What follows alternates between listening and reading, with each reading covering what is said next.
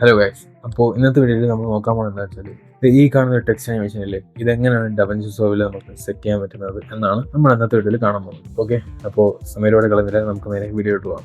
Okay, അപ്പോൾ first നമ്മൾ എന്താ ചെയ്യുന്നത് വെച്ചാൽ ഡവൻസി സോവ് ഓപ്പൺ ചെയ്യും. ഓക്കെ, ഡവൻസി സോവ് ഓപ്പൺ ചെയ്തതിനു ശേഷം ഞാൻ ഇവിടെ നിങ്ങൾക്ക് എൻ്റെ ഒരു എംടി പ്രോജക്റ്റ് ക്രിയേറ്റ് ചെയ്യാണ്.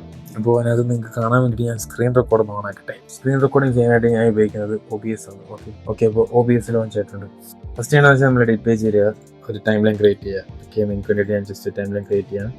അത് നമ്മൾ നേരെ ടെക്സ്റ്റ് പ്ലസ് ലെയർ ഡ്രാഗ് ചെയ്തിടുക. ഓക്കെ, ഡ്രാഗ് ചെയ്തിട്ടതിന് ശേഷം അതിനകത്ത് നമുക്ക് ആവശ്യമുള്ള ടെക്സ്റ്റ് അടിക്കുക. ഫോർ എക്സാമ്പിൾ ഞാൻ ഇവിടെ എൻ്റെ പേര് അടിച്ചിരിക്കുകയാണ്, ചുമ്മാ അടിച്ചാണ്, അല്ലാതെ മനഃപൂർവ്വം അടിച്ചല്ല. ഓക്കെ, അതിനുശേഷം നമുക്കിവിടെ സൈസ് അഡ്ജസ്റ്റ് ചെയ്യാം, പലതും അങ്ങനെ അഡ്ജസ്റ്റ് ചെയ്യാം. ഓക്കെ, അപ്പോൾ അതിനുശേഷം നമ്മൾ നേരെ ഫ്യൂഷൻ പേജിലോട്ട് വരിക. ഫ്യൂഷൻ പേജിലോട്ട് വരുമ്പോഴത്തേക്കും ഇങ്ങനെ രണ്ട് നോഡ് കാണാം. അതിനകത്തോടെ നമ്മൾ ഗ്ലോ ഇങ്ങോട്ട് ആഡ് ചെയ്യുക. ബിക്കോസ് എനിക്ക് ഗ്ലോ കാണാൻ ഇഷ്ടമാണ്, അതുകൊണ്ടാണ് ഞാൻ ഇങ്ങോട്ട് ആഡ് ചെയ്യുന്നത്. നിങ്ങൾക്ക് അഥവാ ഗ്ലോനോട് ആഡ് ചെയ്തിട്ട് വേറെ എന്തെങ്കിലും ഇഷ്ടം ഉണ്ടെങ്കിൽ നിങ്ങൾക്ക് സോഫ്റ്റ് ഗ്ലോയും ആഡ് ചെയ്യാവുന്നതാണ്. Okay, whatever. അപ്പോൾ ഈ ടെക്സ്റ്റ് നമ്മൾ എങ്ങനെയാണ് ആനിമേറ്റ് ചെയ്യാൻ പോകുന്നതെന്നാണ് നിങ്ങൾ കാണാൻ പോകുന്നത്. ഇവിടെ റൈറ്റ് ക്ലിക്ക് ചെയ്യുക, ഫോളോവർ സെലക്ട് ചെയ്യുക, മോഡിഫൈസ് ചെയ്യുക, ട്രാൻസ്ഫോമിൽ വന്നിട്ട് നമ്മൾ ഈ സൈസ് എന്ന് പറഞ്ഞ സംഭവത്തിൽ ഇവിടെ എവിടെയാണോ നമുക്ക് ആനിമേഷൻ എൻഡ് ചെയ്യുന്നുള്ളത് അവിടെ കൊണ്ടുവച്ചതിന് ശേഷം സൈസിൽ 2 കീ ഫ്രെയിം കൊടുക്കുക, X and Yയിൽ.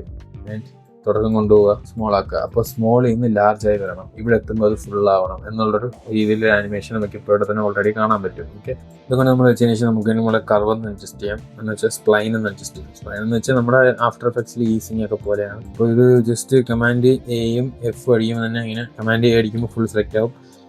F അടിക്കുമ്പോഴത്തേക്ക് അത് ഫിറ്റ് ആവും. ഫിറ്റ് ടു സ്ക്രീൻ എന്നാണ് അതിൻ്റെ ഫുൾ ഫോം.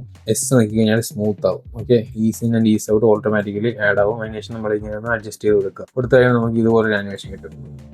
സ്പീഡിൽ വന്ന് സ്ലോ ആണെന്നുള്ളൊരു ആനിമേഷൻ കിട്ടും. ടൈമിംഗ് എടുത്തിട്ട് left right, right to left, inside out, അങ്ങനെ ഡിഫറെൻറ്റ് ടൈപ്സ് ഓഫ് ഓർഡർ ഉണ്ട്. അതിനകത്ത് നമ്മൾ ലെഫ്റ്റ് റൈറ്റ് കൊടുത്തതിന് ശേഷം ഡിലേ എടുത്തിട്ട് ഒരു 1 സെക്കൻഡ് കൊടുത്തു കഴിഞ്ഞാൽ സെറ്റ് സാധനം ഇവിടെ അടിയാവുന്നു. അതാണ് ഇവിടെ എത്ര അറിയാൻ പറ്റുന്നില്ല. അതിന് വേണ്ടിയിട്ട് ഞാൻ ഈ ഗ്രാഫ് ഒന്ന് അഡ്ജസ്റ്റ് ചെയ്യാൻ പോവാണ്. ഈ ഫ്രെയിം കുറച്ചും കൊണ്ട് വലിച്ചു വെച്ചിട്ട് command A F and S അടിച്ച് കഴിഞ്ഞിട്ട് ഒന്നുകൂടെ ഒന്ന് ഇതിനെ ഡ്രാഗ് ചെയ്ത് വെക്കുകയാണ്, കുറച്ചുകൂടി സ്പീഡായിട്ട് മൂവ്മെൻറ്റ് വരാനായിട്ട്. ഓക്കെ, അങ്ങനെ നോക്കുവാണെങ്കിൽ ഓക്കെ, നല്ല രസമുണ്ട് കാണാൻ. ഇപ്പോൾ ഇതാണ് നമ്മുടെ ആനിമേഷൻ.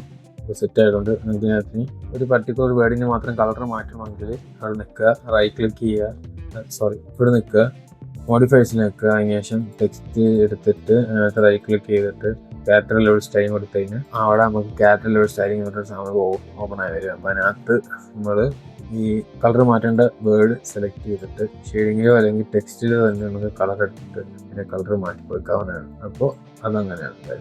ഇപ്പോൾ ഈ വീഡിയോ നിങ്ങൾക്ക് ഇഷ്ടമാണ്, നിങ്ങൾക്ക് ഹെൽപ്ഫുൾ ആണെന്ന് വിചാരിക്കുന്നു. വേണമെങ്കിൽ നമുക്കൊരു ഡ്രോപ്പ് ഷേഡും കൂടെ ആഡ് ചെയ്യാം ലാസ്റ്റായിട്ട്. അപ്പോൾ നിങ്ങളുടെ ബാക്ക്ഗ്രൗണ്ട് വൈറ്റ് ആണെങ്കിൽ അതിനകത്ത് ഇത് കാണാൻ വിസിബിലിറ്റി കുറവായിരിക്കും. അപ്പോൾ നമ്മൾ ഡ്രോപ്പ് ഷാഡോടെ ഒരു നോഡും കൂടി കൊടുത്തതിനായിട്ട് ഇങ്ങനെ കുറച്ച് സെറ്റിങ്സ് ഒക്കെ ചെയ്ത് കഴിയുമ്പോഴത്തേക്ക് അതും നമുക്ക് അപ്പോൾ അത് ആണ് സെറ്റ് ആയിട്ടുണ്ട്. ഇങ്ങനെയാണ് നമ്മൾ ഡവൻസി സോവിൽ ഇതുപോലത്തെ ഒരു ടെക്സ്റ്റ് ആനിമേഷൻ ക്രിയേറ്റ് ചെയ്യുന്നത്. ഇനിയും ഇതുപോലത്തെ വീഡിയോസ് ആണെങ്കിൽ സബ്സ്ക്രൈബ് ചെയ്ത് വെച്ചേക്കുക, വേറെ വീഡിയോസ് ആയിട്ട് വരുന്നതായിരിക്കും. Okay, thanks for watching this video.